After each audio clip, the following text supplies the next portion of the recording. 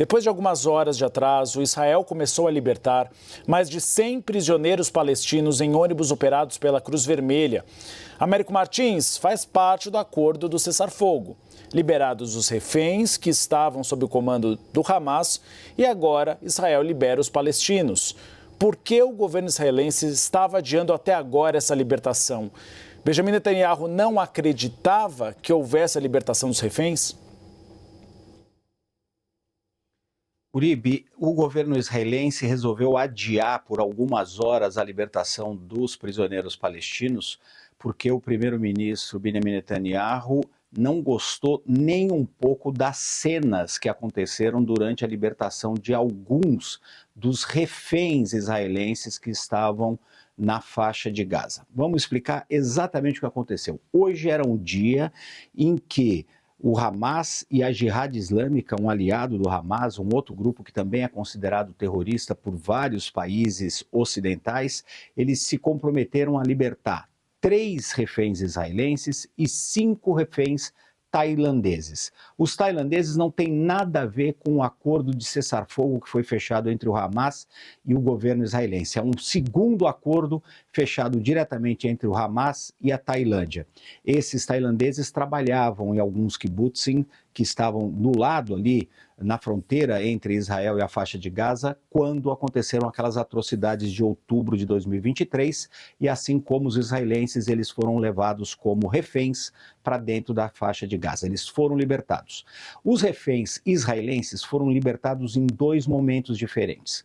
Uma mulher soldado de 20 anos, foi libertada na cidade de Jabalia. Ela estava nas mãos de militantes do Hamas. E ela foi libertada de uma forma mais ou menos organizada. Não tinha nenhuma multidão por perto, ela teve que passar por um constrangimento, que foi acenar para militantes do Hamas, com faixas, inclusive, atrás de propaganda do Hamas, mas ela foi libertada com alguma tranquilidade, com alguma organização. Isso não aconteceu na libertação de uma outra refém mulher de 29 anos e de um senhor de 80 anos que estavam nas mãos da Jihad Islâmica. Eles foram soltos hoje na cidade de Han Yunis, foram entregues para representantes da Cruz Vermelha Internacional, mas no meio de uma multidão, Uribe, uma confusão enorme que colocou em risco a própria vida desses reféns, que já tinham passado, obviamente, por mais de 480 dias de cativeiro e ainda foram soltos nessa forma completamente tumultuada, com as pessoas em cima deles, querendo tirar fotografias. Israel disse e considerou corretamente que isso pode colocar em risco os reféns, que você nunca sabe o que uma daquelas pessoas poderia fazer eventualmente. E o primeiro-ministro Benjamin Netanyahu disse que só iria soltar 110 prisioneiros palestinos que estavam nas prisões israelenses se tivesse garantias de que cenas como essas não vão mais se repetir nas próximas rodadas de libertação dos reféns.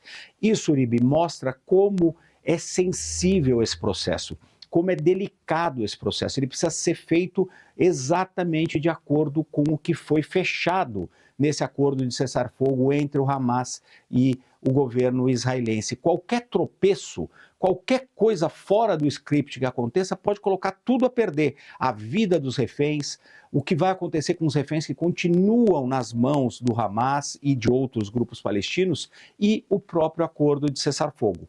No final das contas, o Hamas acaba de confirmar que 110 palestinos foram libertados, cerca de 30 deles, inclusive, eram crianças menores de 18 anos que estavam nas prisões israelenses, cerca de 30 também eram prisioneiros que tinham cometido crimes graves e foram condenados até a prisão perpétua. No final das contas, com todos esses obstáculos, com todos esses sobressaltos, o cessar-fogo continua e esse processo de troca de reféns por prisioneiros palestinos também continua.